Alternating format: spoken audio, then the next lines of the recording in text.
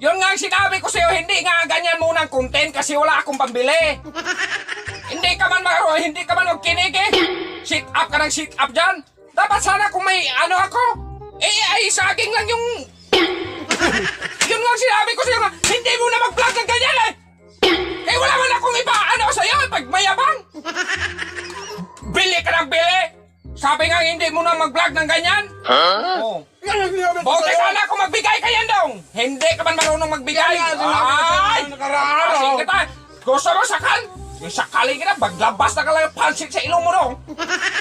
Ano naman sakal ka dyan? Kadalo asyawa. Ano ka ka? Mamsus, kay ginoo ko masakal ka ka. Now, now, sinap, dako kay glamoy, ganyan-ganyan.